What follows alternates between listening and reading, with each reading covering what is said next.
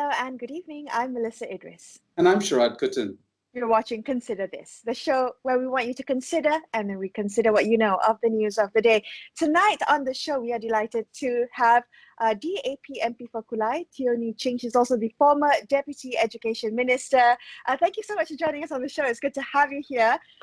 Okay, so this is about, I think, the time, it's been a year. So this time last year was when the first MCO was announced. And I think there was a 1-week school holiday that was extended until the end of the MCO. And perhaps many would say that was the beginning of the disruption to the rest of the schooling year. Now, I wanted to talk to you about that because I'm sure you've been following very closely how the management of the pandemic has impacted education. So let's begin there. What has been your assessment so far of how the way that Malaysia has managed the pandemic in the past year impacted school children and their learning? Hello, Melissa. Thanks for having me. Of course, I would say that in the past 1 year, since the school started to close due to pandemic, I think a lot of things could have been done by the Ministry of Education to make sure that our children's education could be continued. For example, I think the issue like digital gap among the students was not properly addressed. We started the TV education or the education TV quite some time ago. However, I would say is below par, is very, very unsatisfactory because at the very beginning, the broadcast hour is only like 5 hours a day. And then some is through Astro, meaning that you need to be subscribers. I myself is not an Astro subscriber. I have to admit. Oh dear. Sorry about that. Oh dear, we might have to remedy that. So sorry about that.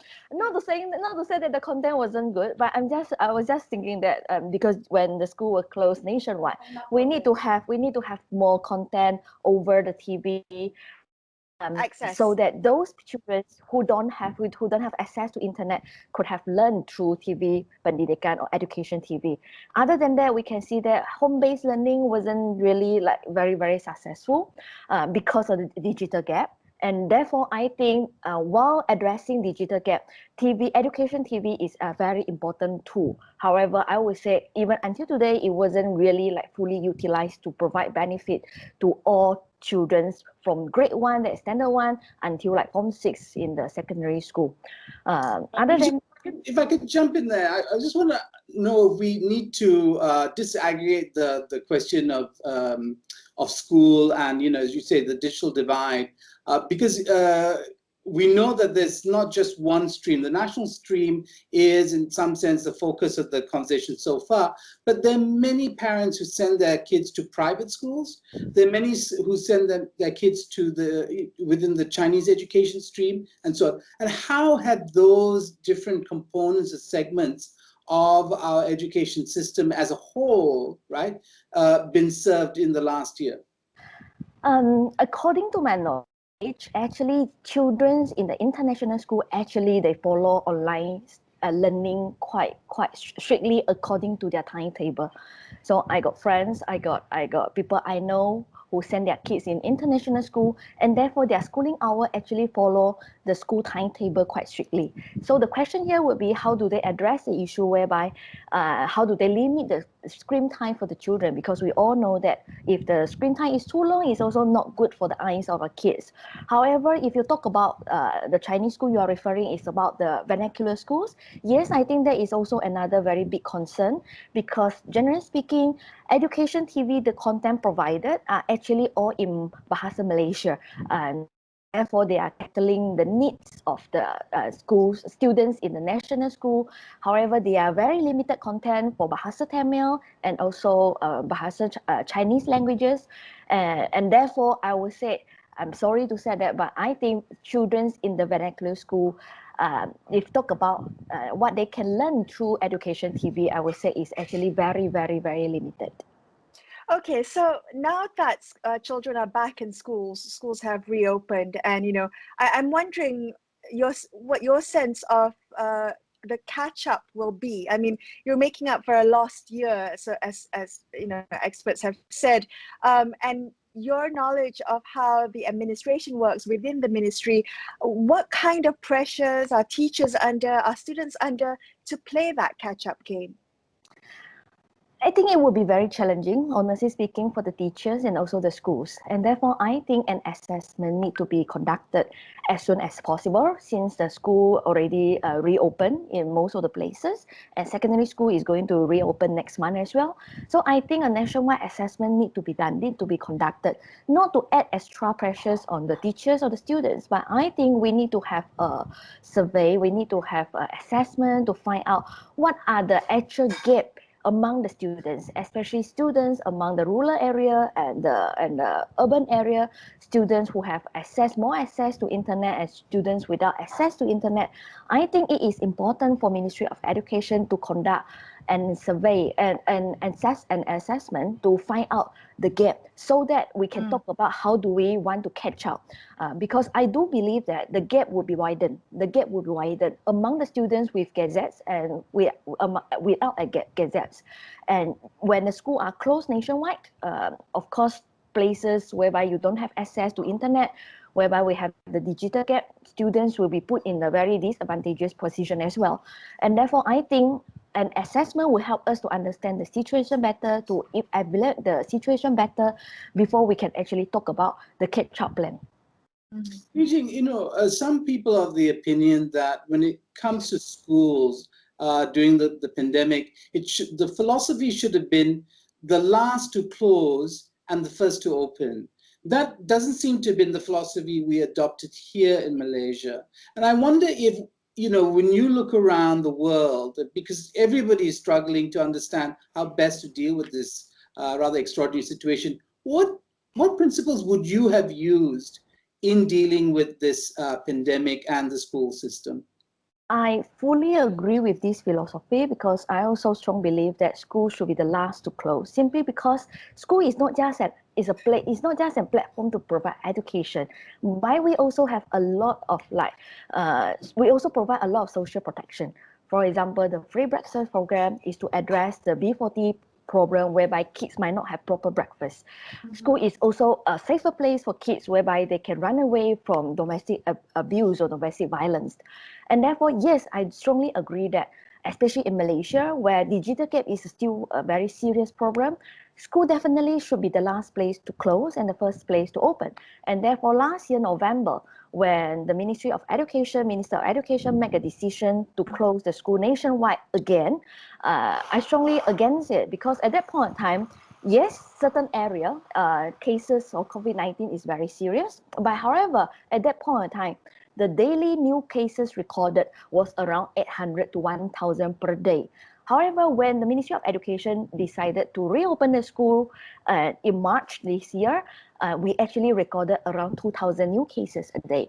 So I think when Ministry of Education made the decision to close the school nationwide in November last year, I think they failed to consider this, that the school definitely should be the last to close, because in order to provide education or to provide extra social safety for the kids, etc. However, I think Ministry of Education have failed to consider that. And until recently, we see that there are certain, for example, in Sarawak, school are only reopened this week, because previous week they actually decide to close it. They still close it because the high cases in red zone area. So I think for all these cases actually shows that Ministry of Education maybe until today still don't have a very clear guidelines as to how and when to close school due to COVID-19. And I hope they can come up with a clear guidelines so that parents and children and especially teachers can prepare themselves better. Well, if I'm not mistaken, Pakatan Harapan has an education committee, right? So similar to the COVID committee that they have, so they have one on education. You're part of that committee alongside Nik Nazmi, Setiawan MP, as well as I think Hassan Barum as well from Tampin. Mazli Malik, as an independent, is leading that committee. What has the committee come up with in the past year? I mean, you're raising all these concerns. I agree. I think they're valid concerns. But what has the committee done to make sure that perhaps the education ministry is aware and doing something about it? Okay, basically we have come up with certain proposal, or several proposal. One of the proposal that we come up with, of course, was what I mentioned just now. That is education TV. That we need to provide more content, and then using RTM to broadcast and air more educational content for the students for different grade, coming from different stream. I think we saw some improvement. However, I would say the improvement perhaps is very little, very slow. Hopefully, Ministry of Education can continue to work on that. And the second thing we address is about the digital gap. Of course, we think there is some serious issue that we need to address as well. And therefore, it was our proposal that government should come in and provide more laptop, even tablet for our children, for them to continue with their learning, especially online learning at home. And other than that, we also urge the government to provide or to continue with the free breakfast program, because I think families' household income has been severely affected, especially for the B40 group. And therefore, we hope that government now having school reopen, they can expand the free breakfast program so that our kids can have proper breakfast at school at least. Do you find that the current government is open to a dialogue with opposition representatives? I mean, are they really interested in your ideas? We saw some of our proposal being implemented. However, there is no direct conversation or discussion with the opposition MPs. And I have to say that I also received feedback from certain stakeholders and also NGO that it is not easy to meet the current and the education minister.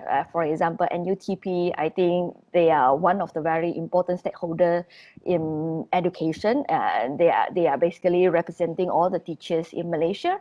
But I was told that they are also having difficulties to fix a meeting, a discussion with the minister and his team. So I hope on this point that Minister of Education and his team can be more open.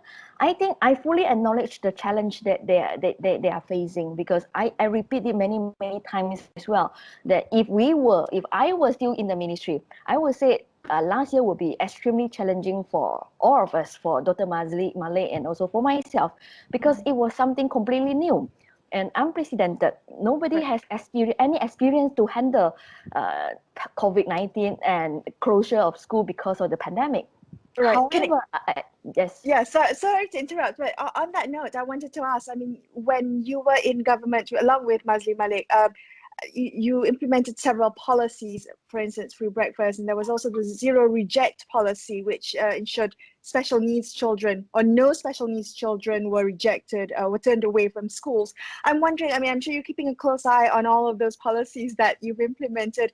Have you seen policy reversals that for any of the initiatives that you've implemented during your time? According to the official answers provided by Minister of Education in Parliament last sitting, basically it was last year, they said that they did not reverse the zero reject policy. Actually, I think in one of the oral answer given by the second deputy minister, Dr. Mahan Sun, he actually mentioned that zero reject policy was a good policy. However, I must say that because it's school reopening and then a lot of kids actually apply to enroll into government school, we receive a lot of calls and emails and also message from parents whereby they are complaining to us that their stateless children, their children who, because of some issue who are now non-citizen, unable to enroll into government school. So by some time after we complained, after we wrote to the minister and also his officer, some applications were actually admitted, but not all the time and not all cases. Okay. So right. I hope Minister of Education can clarify on this and make sure that zero reject policy can continue even in their times. But let's come back and continue our discussion with Teo Nie Ching, former Education Minister, Deputy Education Minister, and we'll talk a little bit about the political landscape as well, since she is also the DAP MP for Kulai. Stay tuned to consider this.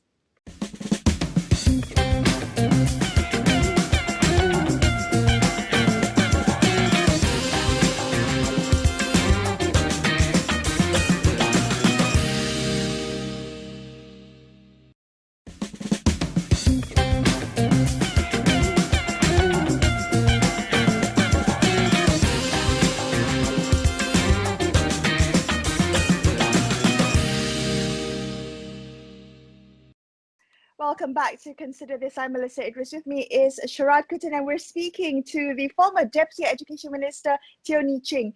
So let's come back to the conversation. I wanted to quote a recent interview that you were in which you were quoted as saying that Pakatan Harapan hadn't done enough to prove to the public that it deserves Putrajaya again. And I found that comment to be interesting. I wanted you to explain to us in context what you meant by that comment and where you think Pakatan Harapan has fallen short in proving proving to the public that it deserves a second shot. Okay, basically, I think when people vote, they vote in two emotions. One, they think that you are excellent. They definitely want you to be their government. And the other way is because they hate the other part so much, and therefore they say they want to vote them down. So when I say Pakatan Harapan hasn't done enough to prove that we deserve to be back in government, I am referring to the first situation. Have we done enough to win the hearts and mind of Malaysian voters to prove that we are definitely deserved to be the next government? I think we haven't done enough. Pakatan Harapan haven't done enough is because I think we still being haunted by the past, meaning that we still being the history, the past, the history whereby we have two giants fighting, still come back and haunt us once a while. And then at the same time, we haven't done sufficiently to come up with alternative policy to convince the rakyat, to convince the Malaysians, what are on the tables, what are we going to offer when we are back in power. And that is something I seriously think that we can do better. Not necessarily a shadow cabinet. I understand the technical, the challenging part to form a shadow cabinet, but I believe having a few electorate who have the privilege to serve in a few ministry previously, we can form a lot more committees, not just on education, not just on COVID-19, but also a lot more committees so that we can propose or we can come up with alternative policy to show people what are the things that we are going to do when we come back in power. Nie Ching, the political analyst Wong Chin Wat has mentioned a shadow cabinet, and he's been very strong in criticizing Pakatan for failing to do so. Could you help us understand why it is so difficult to form a shadow cabinet? Is it about revealing your hand, or at least in terms of who might be composed, or rather, who would compose this cabinet? Because cabinet is often a function of electoral success and rewards to various parties. I think the first challenge we have is that the opposition bloc is not united. This is something that we need to admit.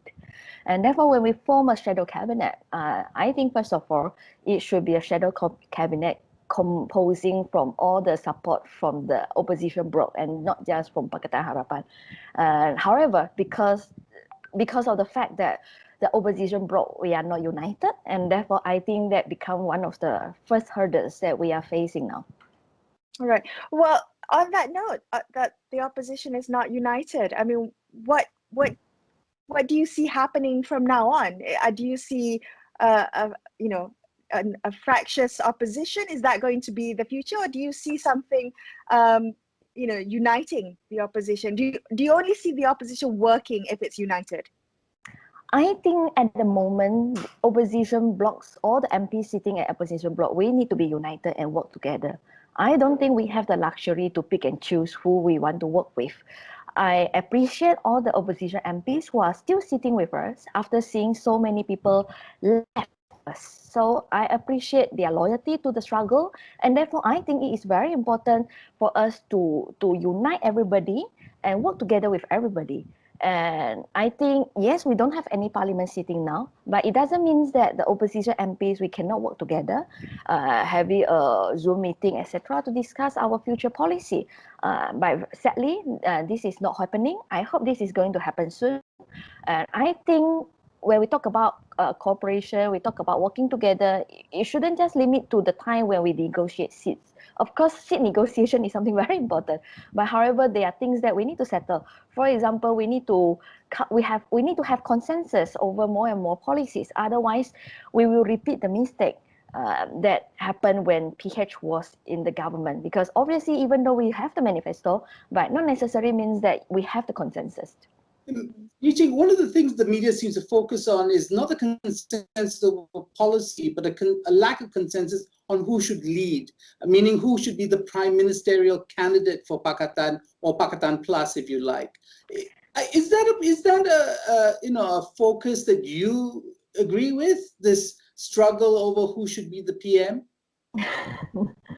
I think it is very sad that we are still being confined to this discussion that who should be the next PM.